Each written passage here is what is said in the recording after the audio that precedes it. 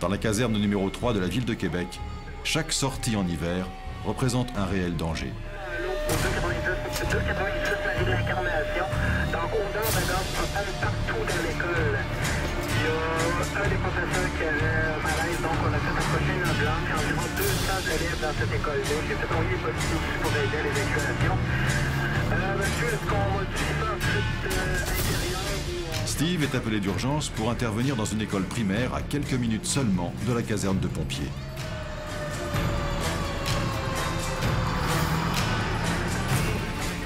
Il vient de déclencher son système GPS qui met au vert tous les feux de son parcours. Il faut faire vite. 200 enfants viennent d'être évacués dans la cour. Une odeur de gaz a été sentie et aucun risque ne doit être pris.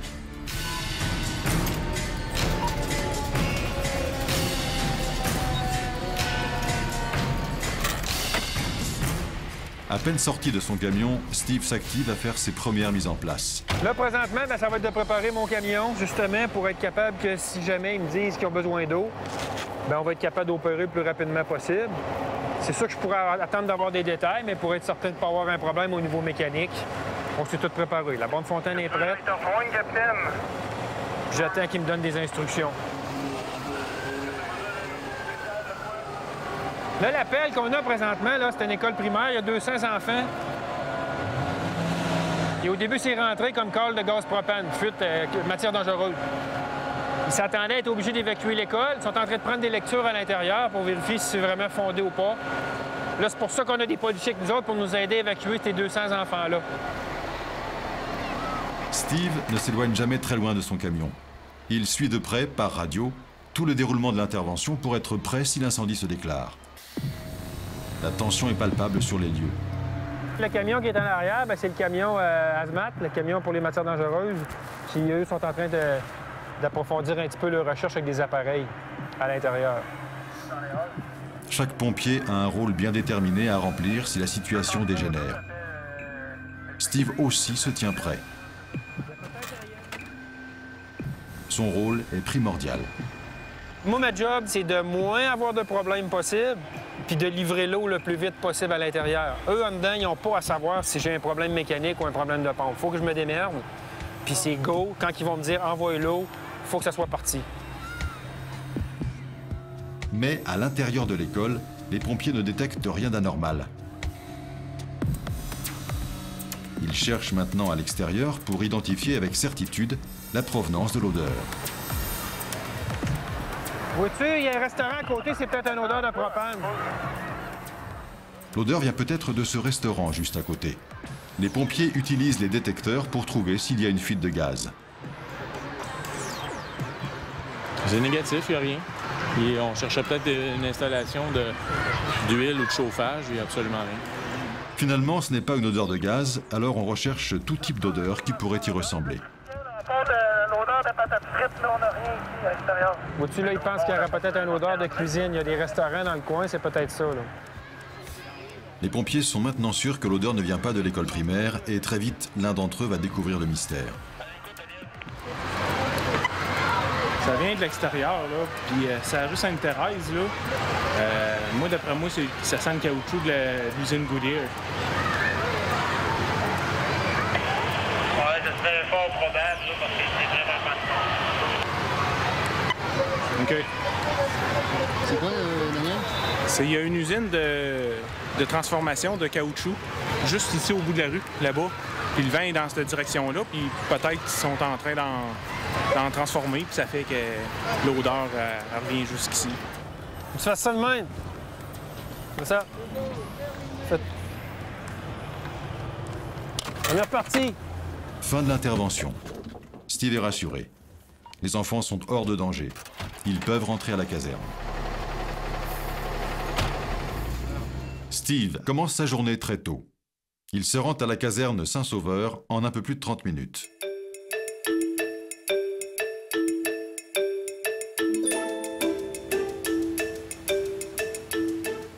La ville de Québec se réveille doucement et il faut pouvoir être prêt avant qu'elle ne soit en pleine effervescence. Salut Stéphane. Salut. La température a changé, hein? Oui.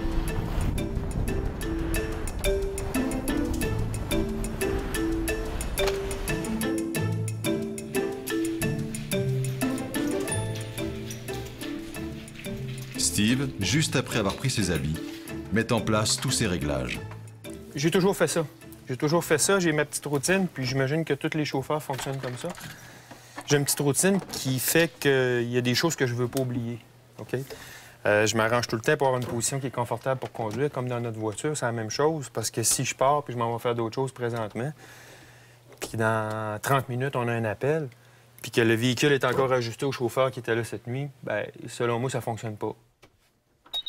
Une habitude que moi, je me donne, je mets tout ce qu'il y a d'accessoires que je vais avoir besoin pour courir un appel en fonction. Puis il faut toujours s'arranger pour être audible puis visible. Visible avec nos lumières, audible avec nos sirènes. Fait que tout ce que je vais avoir à me servir durant ma course pour l'alarme, bien, est déjà en fonction. Tout est déjà on. La seule chose que je vais avoir à faire, la master switch. Fait que moi, quand j'arrive à mon camion, je m'habille en vitesse, les gars se préparent. J'ai seulement qu'à mettre ça on, puis tout est en fonction. Je sais que je pourrais rien oublier. On a nos appareils respiratoires, tout est beau. Je me fie pas à mes lumières. Moi, je vais quand même aller vérifier visuellement si j'ai de l'eau dans mon réservoir. Je fais ça tous les jours.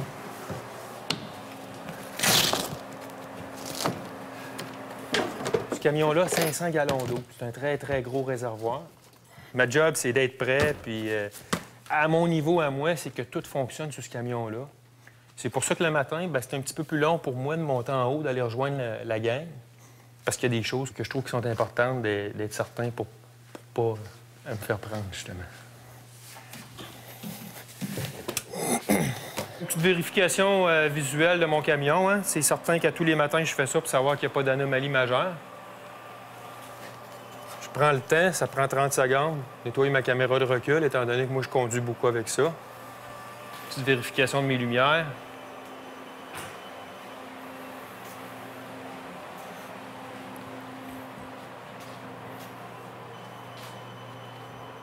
Moi, quand je suis parti de chez moi ce matin, c'était à la tempête. Puis, on voyait que la température, elle descendait beaucoup. Je pense qu'aujourd'hui, il annonce moins 21. Puis hier, il faisait à peu près 0. Fait que c'est sûr que les conditions vont changer.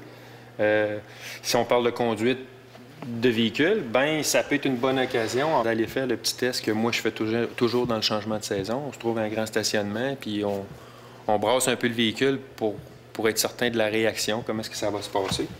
Puis que personne ne reste surpris non plus dans le camion. Steve ne croit pas si bien dire. La chaussée est glissante ce matin et une voiture vient de rentrer dans un camion à un carrefour. Les pompiers sont appelés sur place. L'accident est à moins d'1 minute.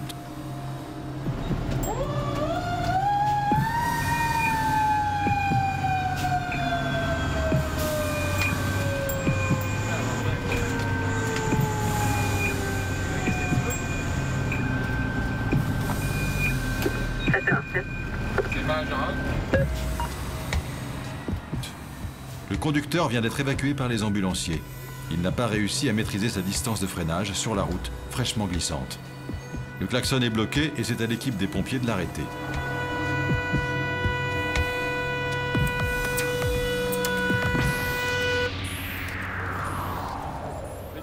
Ce matin, il est tombé 10 cm de neige sur la ville. Pour Steve, il n'est pas question de se faire prendre par surprise.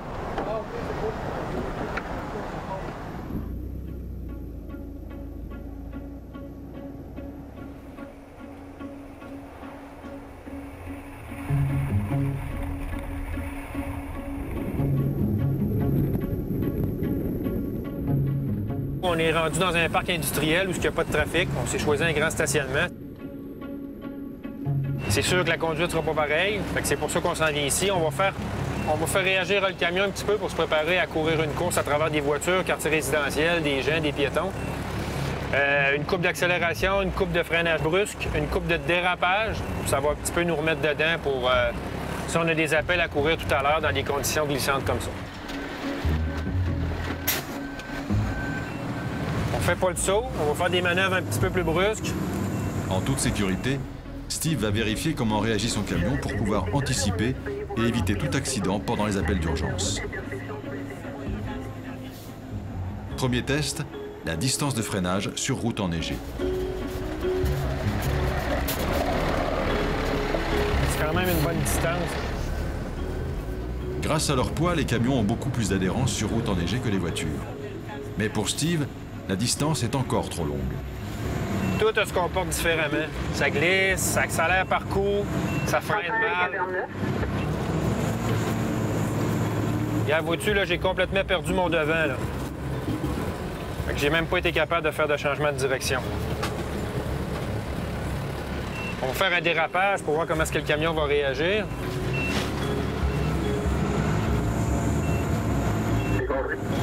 Regarde, vois-tu, j'ai complètement perdu le devant. Je suis parti de côté. Fait que c'est des choses qu'il ne faut pas qu'il arrive, justement, quand on court un appel. De connaître son véhicule, puis d'appréhender ça un petit peu, ça l'aide, surtout d'aller moins vite. Fait que c'est à peu près ça. Ça peut nous éviter bien des problèmes de faire ça au changement de saison, puis quand les conditions drop un peu de température.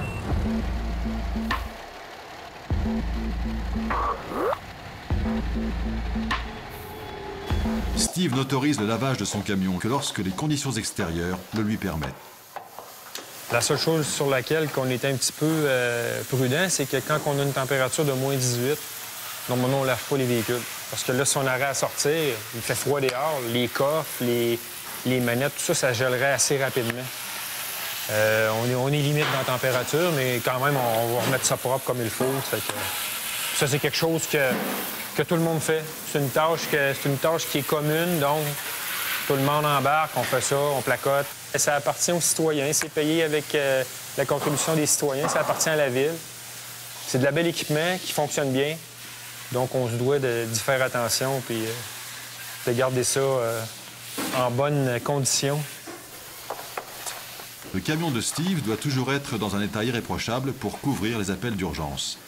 Il a été spécialement commandé par la ville pour répondre aux exigences de son environnement. C'est des camions qui vont être fabriqués selon les exigences précises d'une municipalité. C'est fait par une compagnie Maximétal, une compagnie qui est québécoise, puis qui connaît justement les critères qu'on a besoin à cause du froid et ces choses-là. Ces choses-là, ce sont aussi les routes de la ville. Québec est l'une des plus anciennes d'Amérique du Nord, et ces camions d'urgence doivent pouvoir s'adapter à son environnement. C'est des bons véhicules, c'est des véhicules qui sont bien faits ergonomiquement là, pour travailler. Là. C'est des véhicules qui sont quand même rapides. En tout cas, on va parler pour le nôtre. Ils sont rapides, qui se contrôlent bien, qui freinent bien. Ils ont des braquages qui sont quand même assez courts. Puis étant donné qu'en ville, c'est toujours du arrêt et départ rapide, c'est des véhicules qui sont bien conçus pour ça. Aujourd'hui, Steve en profite pour repérer les conditions de circulation des rues de la ville. C'est important pour lui de connaître tous les pièges qui pourraient coincer son véhicule. 80% de la course, le stress, c'est de savoir exactement où est-ce que je vais. Puis moi, ma job, c'est ça. Je suis payé pour amener les gars à la bonne place, rapidement, puis d'essayer de grâce de ne pas me tromper. Là, c'est beau, les rues sont claires, mais mettons qu'il y aurait eu une tempête de neige, toutes les voitures que tu vois seraient 3-4 pieds plus à l'intérieur des rues.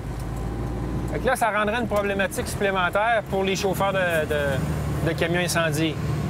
On regarde ça, c'est serré, bon, faut pas juste penser au bâtiment, il y a les fils électriques, mon camion est haut, il y a un paquet de véhicules qui sont souvent parqués dans des zones de feu. Bien, il faut fonctionner quand même avec ça.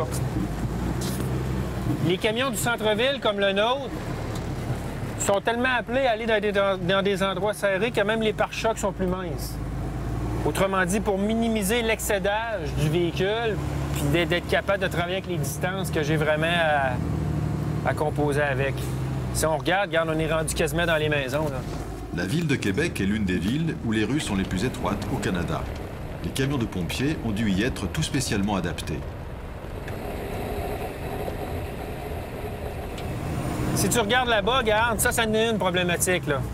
On a un auto qui est à gauche, puis on a un gros poteau de métal qui est à droite.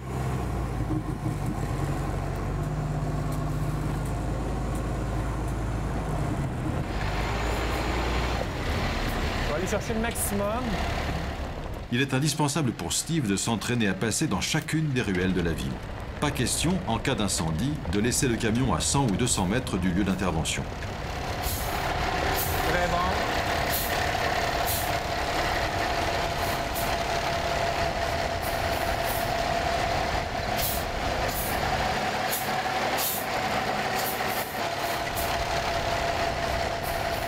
Hein? C'est bon, hein?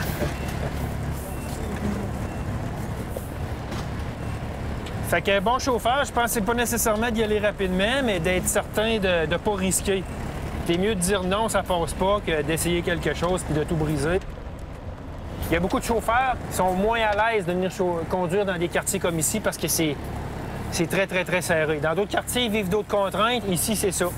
Pour pouvoir être chauffeur du véhicule 203, il faut donc être comme Steve, avant tout pompier, mais surtout très expérimenté en conduite. À son époque, aucune formation de chauffeur-pompier n'était dispensée. Faut que tu te faufiles. Regarde, on a des véhicules à droite, bang, bang, il y en a un autre là, il y en a un autre intérieur, un poteau.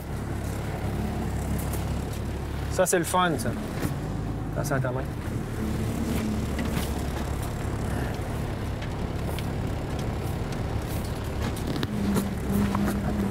Là, on n'est pas en course, mais si on serait sur un appel, bien, c'est toutes des choses que...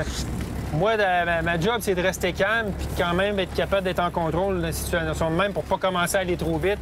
Bang, on accroche, on n'est pas capable de se rendre sur l'appel. Steve garde tout son sang-froid pour zigzaguer entre les véhicules et utilise au mieux tous les équipements du camion pour manœuvrer.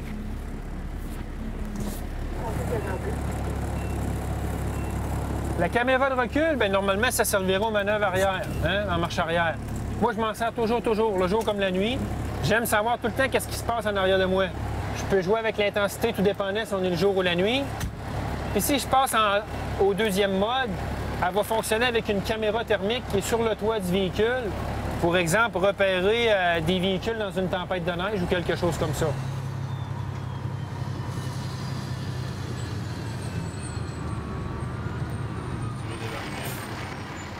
Retour à la caserne Saint-Sauveur. L'ensemble des ruelles de la basse ville a été repéré. Il est temps pour Steve et son équipe de regagner la base et de prendre un peu de repos, car ils vont en avoir besoin.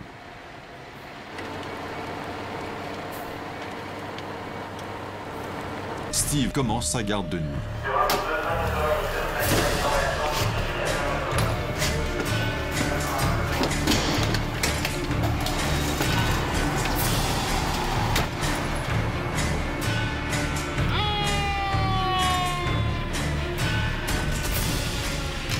Steve est appelé sur un feu de maison dans le centre-ville de Québec.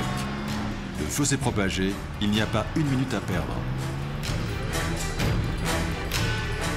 C'est grâce à toute la préparation qu'il a effectuée en amont sur son camion, grâce au repérage et grâce à la prise en main sur route enneigée, que machinalement, il emmène en un minimum de temps toute son équipe sur le lieu d'intervention.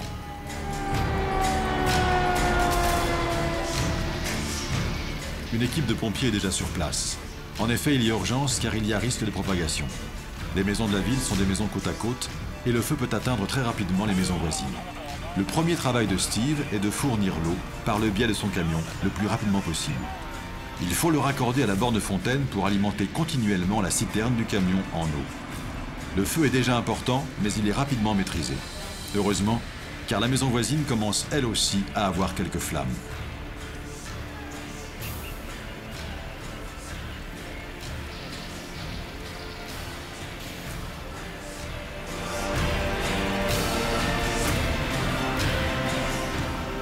La fin de l'alerte va vite être donnée, mais déjà les rues sont immergées.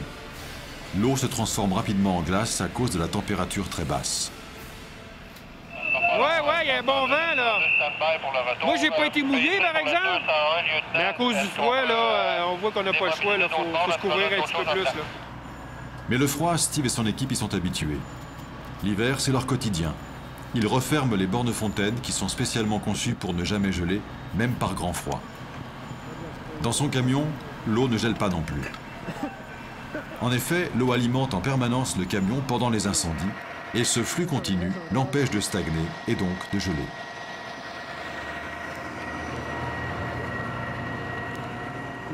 Après l'incendie, il faut encore une bonne heure aux pompiers pour ranger l'ensemble de leur matériel. Ensuite, direction la caserne. Mais la nuit est déjà terminée et le petit matin commence à se lever sur la ville de Québec.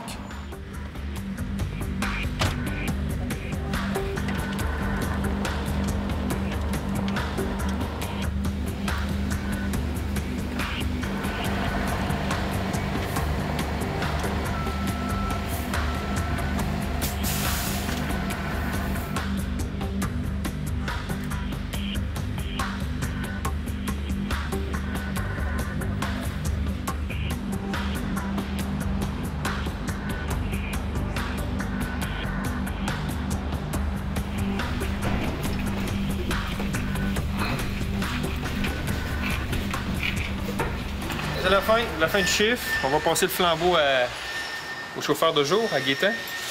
Puis on va quand même se passer les informations là, de ce qui s'est passé cette nuit puis hier soir. On a quand même pogné un bon feu sur Charest.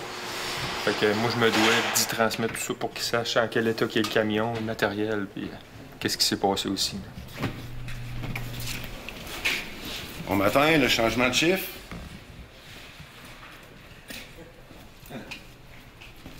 Tous les matins, nous, c'est là que le changement de chiffre se fait. Donc, le gars de nuit quitte et moi, j'entre de jour pour faire le transfert. Là, je vais parler à l'opérateur pour qu'il puisse me dire tout ce qui s'est passé au cours de la nuit et pour pouvoir faire le transfert adéquat pour les équipements, puis ce qui manque, ce qui est brisé et les particularités du camion. Fait que là, ce qui s'est passé hier, on a eu un feu dans l'est.